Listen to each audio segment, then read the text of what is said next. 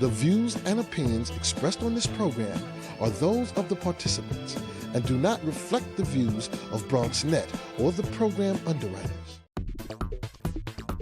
BronxNet. Your voice, your views, your vision.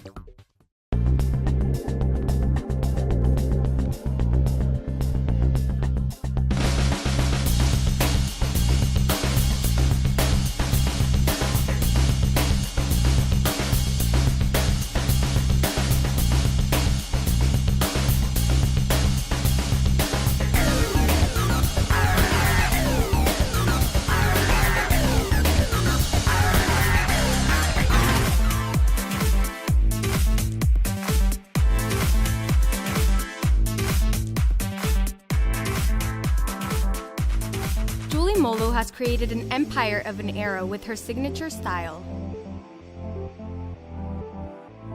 Miss Mollo has taken the flair of the past and launched it into a fashion future. Please welcome to the show, Miss Julie Mollo.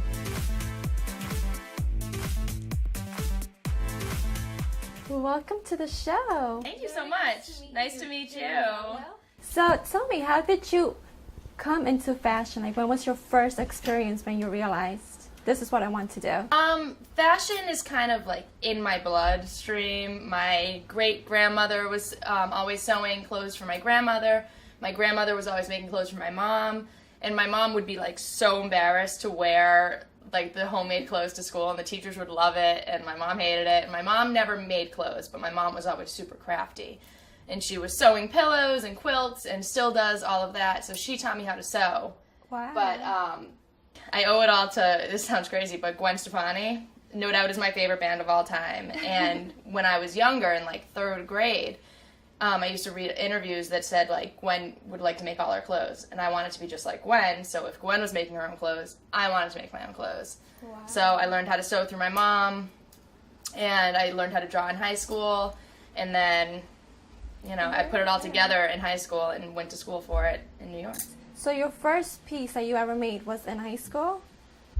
I guess it was. Yeah, it was. In high school, I liked to cut up a lot of my clothes and like add trim to it or just make it different. I used to make patterns or use patterns to make clothes, but my first original design was probably my senior prom dress.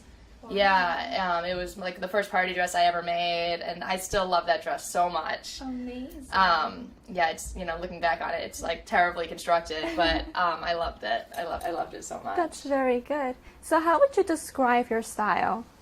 I describe my style as retro rock and roll. There's like definitely a hint of the 1950s, but it definitely still has that like modern rock and roll edge, and like this skirt looks very retro, but then it has this big metal zipper, and I like that hardware aspect, and I like to kind of combine those two styles a lot. Very good. So what would you say was like your first breakthrough gig, like the first job that you were like, you're making something for someone else? The first client I ever had, was Katy Perry. That was the first time I had ever been commissioned to make something for someone that wasn't myself. Wow. And we kind of found each other at the perfect time. It was 2008. I Kissed a Girl had just come out. Yeah. And I had seen pictures of her, and I was like, if she knew who I was, she would totally wear my clothes. Wow. So I found her manager's information on MySpace, back when MySpace was like a thing. And then I got an email from Katie, who went on my website and wanted to wear like all of these things, and I sent a box to California by the end of the week, and then I was doing the Today Show and the VMAs and the Tonight Show with Jay Leno and like all this crazy stuff, and that was literally the very, very beginning of my career. I kind of started backwards, you know, having a celebrity wear my stuff first. That's very good. Yeah, it was crazy. I was still in college, so wow. Yeah. How did it feel like to work with a big time star at that time? Like, so much, any stress, like the excitement, that was like... It was so exciting, but it was so like nuts. I was literally going to class and then coming home from class, going to my dorm room and sewing a VMA costume. Like, wow. It was like so nuts, and like I'm balancing homework with these like custom orders from girls all over the world, because once Katy Perry put my name out there, it was like game over. It was crazy. And I was 20, and it was insane to be having such a real world experience while I was still in college. So you have your own store now. Mm-hmm. How's that going for you so far? Well, I have an online store, and it's going really well, especially with the newest collection that I just launched. It's called Retroversible. Wow. And it's a completely reversible collection of retro-inspired looks. So, like for this skirt right here, it is a floral skirt, but on the other side, it's blue. Oh. And I can wear it completely different. Very so good. It's fun. So my online store is doing really well right now. I'm selling a lot more products than I ever have before. And I got my first website when I was like 16 or so. I think it's really smart, especially right now in 2014, to be ahead of the game. You shouldn't get your website once you after the fact. You need to start it and like have people kind of see the progression of everything. And my website has evolved completely. Now it's a store. Now it's everything. But before it just served as a portfolio just for my class projects. Wow. And I would have photo shoots with my friends when I was home for the summer.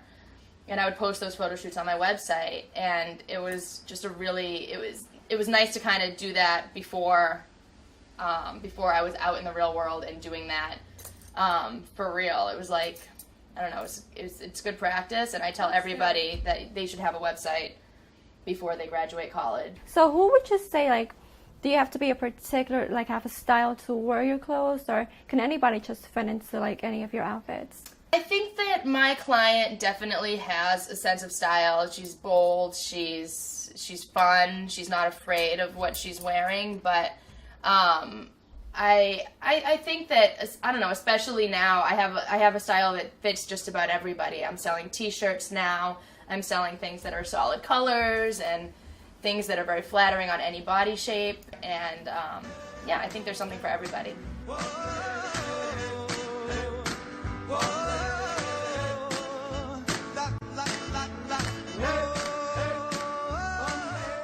Julie Mollo allowed me to see some of her favorite looks from her collection.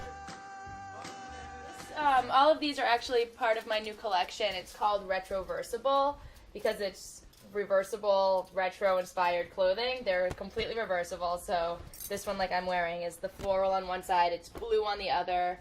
I have a black and white version that's black on the inside. I have a cowboy version here that is like cherry red on the inside. Oh, nice. I love this one. These are also completely reversible. So this is the black version with the stripes on the inside. Very nice. Thank you. you. Can mix and match as well. Yeah, right. I love it. And what about this skirt? This skirt is like one of my favorite things I've ever made. It's a treasure map. It's a treasure map on a circle skirt. So there's mermaids, Wow. there's a compass, there's a sea dragon. There is treasure somewhere in here. There it is. Wow. There's the treasure and the ship with my signature. And this one, what is the name of this one? Oh my gosh, this thing is like my biggest seller, my like special baby. It's an acid wash romper. It's denim. It's got a metal zipper running up the front. Katy Perry wore this in 2009, I believe. She borrowed it from me. This exact one. Wow. And she wore it around New York and went into a couple boutiques while she was wearing it. And this piece got picked up for boutiques, and it was the first that had ever been sold in stores. So it looks she looks like a babe and a half when she was wearing this. But this is kind of like my magical romper. It's like fits everybody, and it's great. It's been through so many photo shoots at this point. It's like, wow. but I love it so much. Love the My whole idea with my clothing is just to make you smile. If my clothes make you smile, then my job is done.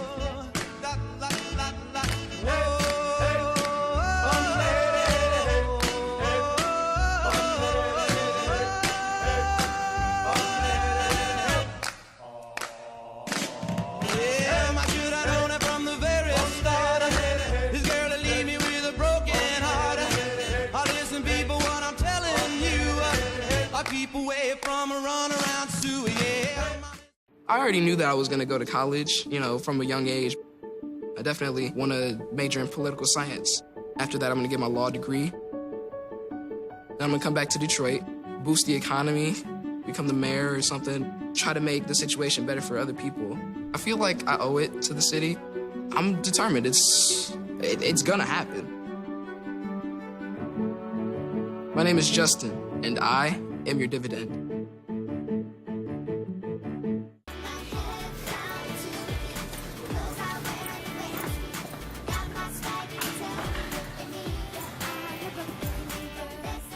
I love being in classrooms like this one and learning new things. But I'm a Brooklyn girl, and I know school can be hard. It's demanding, and we kids have many distractions, lots of other things we could be doing. Sometimes even your friends may tell you that school isn't cool, that it isn't the place to be. Don't listen to them. There's nothing more important than education. It's the key to everything else. It helps us understand our world and be better people, better friends, and better citizens. So stay in school, and don't let anyone tell you that you're not good enough or smart enough. Be a star, shine brighter than anyone else, and you'll make the grade. This has been a public service announcement of the Make the Grade Foundation. Go to makethegrade.org to learn more.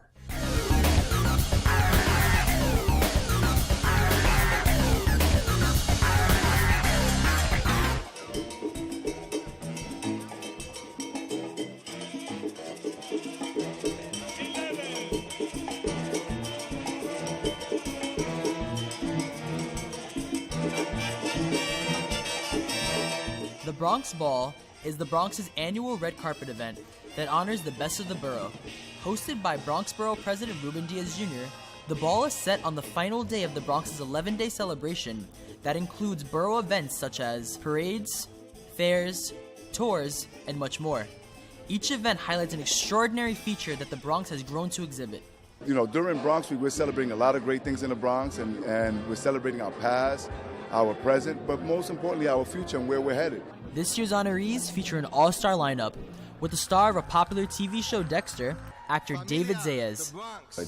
You always feel a little undeserving of things, and you don't realize what you've done in the past, you know, whatever 20 years I've been acting, or prior to that when I was a New York City police officer.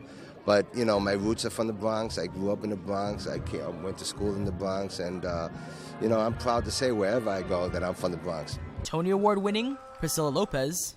When they asked me or told me that they were going to do this, I was like, oh my God, you know, it was very exciting. And the fact that there's a sign that goes with it, you know, and it gets to be there for, you know, for the rest of time is wonderful. Grammy Award-winning hip-hop producer Swiss Beats. Oh man, it's an honor, you know, especially coming from the Bronx and all of the different trials and tribulations that I went through to even get to this spot. And it's great to have people recognize, you know, the positive side of things. And, you know, within culture, a lot of people only kind of celebrate negativity. In this case, it's something different, and I think it's amazing. Hollywood actress Rachel Ticotin. I feel really proud. I'm really honored. It's really special. I can't tell you how much feelings and wonderful memories I have about the Bronx. So to be honored and to come back to it it's a real kick. It's really nice. And New York Jet player Willie Colon. Oh, it's awesome. I'm extremely humble by it. You know, I'm born and raised here. I'm a New Yorker through and through, and to be honored is I'm extremely humbled by it. The Bronx historian Lloyd Alton collects the key moments within our borough's memories to help us follow in the footsteps of our past to pave the road towards our future. Alton himself marveled as Bronx Borough President Ruben Diaz Jr. honored him with the key to the Bronx. Thank you all very much. I'm overwhelmed by this honor. I do things because I feel I have to do them, and I like to do them. I enjoy doing it, and I like to make sure that everybody in the Bronx and beyond the Bronx knows the heritage that we all share, and that it is a legacy that we gather together and pass on to future generations. Ladies and gentlemen, have a good evening. Cut the rug. Música maestro. The magical evening of glamour and celebration captured the spirit of the Bronx, with every note played by the band and every step taken towards a brighter future. This is Justin Rodriguez, reporting for BronxNet.